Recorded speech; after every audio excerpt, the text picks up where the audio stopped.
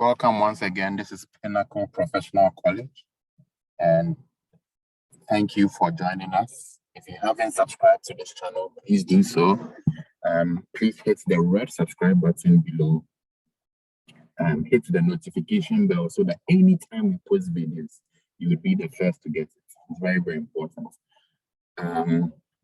We've been talking about corporate governance. We've talked about the agency theory, etc. And now we've been talking about other theories of corporate governance, There are lots of theories around corporate governance. So in our previous lecture, we talked about some theories like the stewardship theory, the transaction cost theory, etc. Today we'll be talking about the managerial hegemony theory and class hegemony theory. So class hegemony theory is basically a Marxist-based theory that considers the business elites, or what we call the upper class, as a group of individuals who control the governance of companies to perpetuate their power base, right? So the class hegemony is basically saying there's a class of society who are an upper class. They are the business elites. They are a group of individuals who control the governance of companies. They control how companies are run, and in that way, they perpetuate their power. I'm sure you've heard theories like that, right? Then you also have the managerial hegemony theory, which is similar to the class hegemony theory, in that the system of governance under the board of directors is seen as the tool of management. It argues that the real power in corporate governance lies with management, and that they can take advantage of shareholder weakness to pursue their self-interest. That's why it's called managerial hegemony.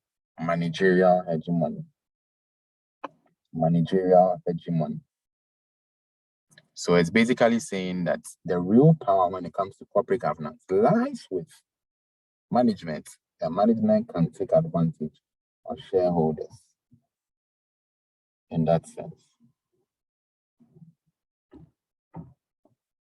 Now, the word hegemony is a simple word which means leadership or dominance.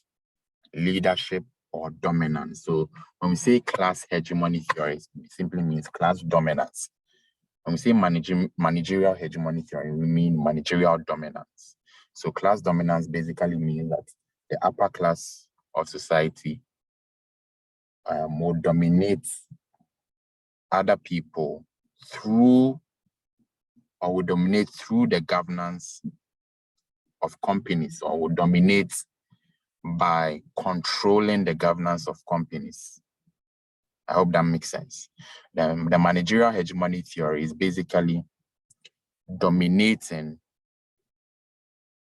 where management tries to dominate by pursuing their own interest instead of the interest of shareholders. They also have the psychological and organizational perspective theory.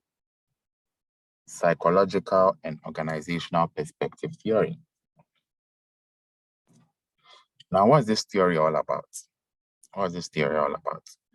A number of behavioral and psychological theories of corporate governance have been developed. Psychological theory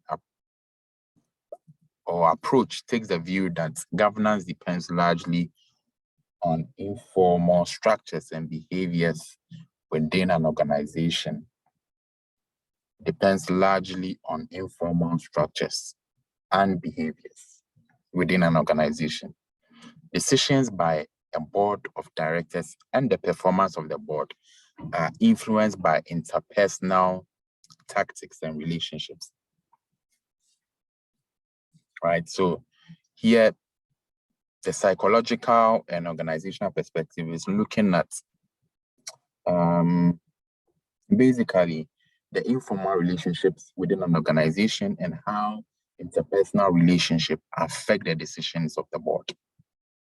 And outcomes are often a bargaining process between interested parties. An organizational perspective theory, on the other hand, is based on the view that the performance of the board of directors, company ownership and remuneration and other incentives for executives may differ according to the legal system and institutional characteristics in a specific country. So basically, the organizational perspective theory is that the performance of the board, their remuneration, their incentives would differ or would depend on the legal system of the country and institutional characteristics in that particular country. I hope that makes sense.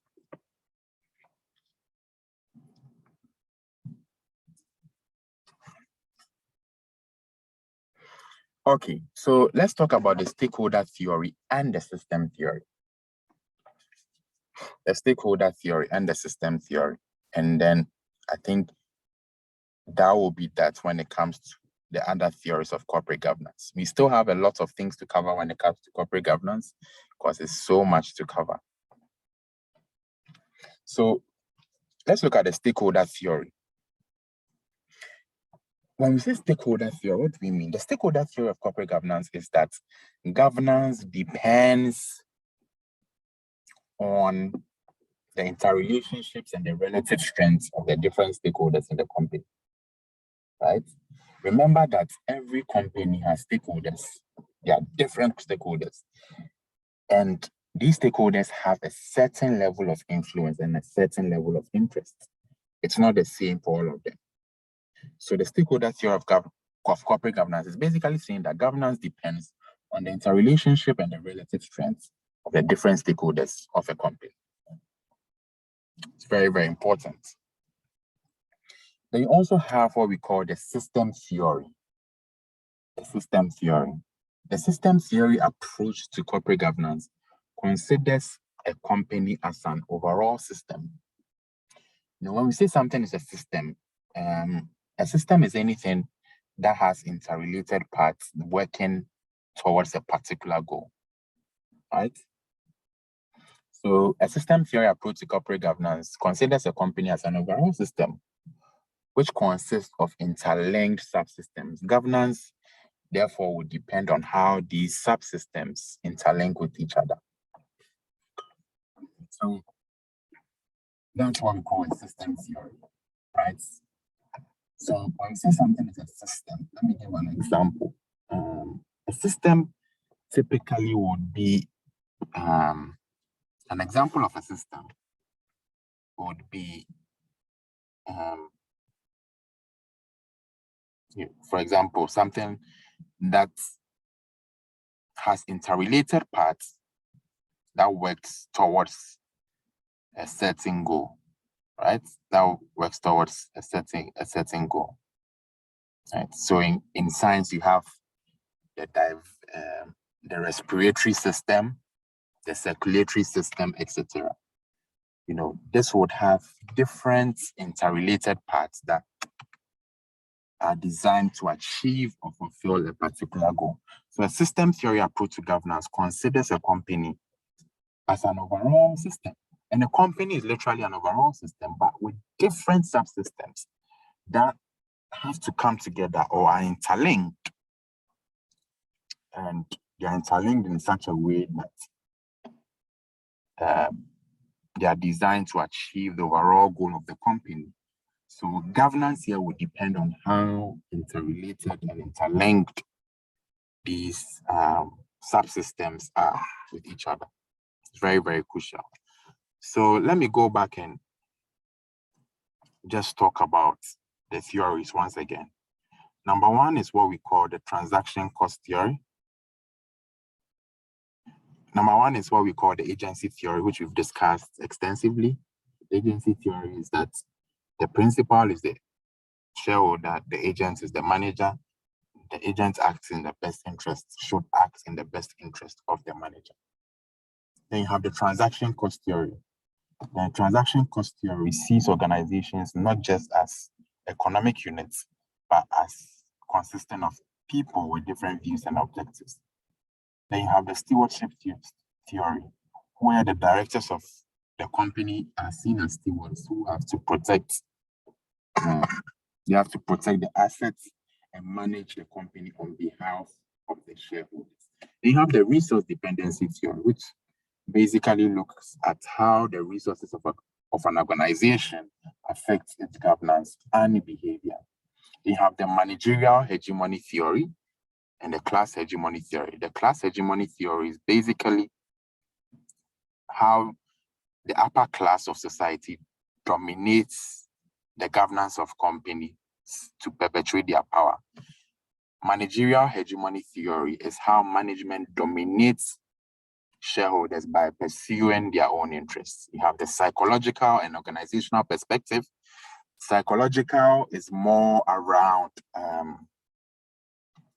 the interpersonal tactics and relationship that exists within an organization and how it influences decisions.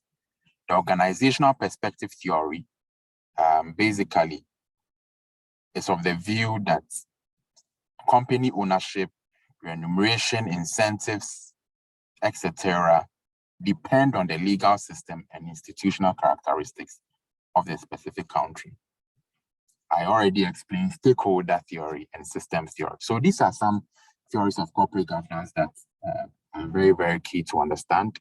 In our next lecture, we'll be talking about codes of best practices, etc. If you haven't subscribed to this channel, please do so. This channel is providing you with value. Please share with other people.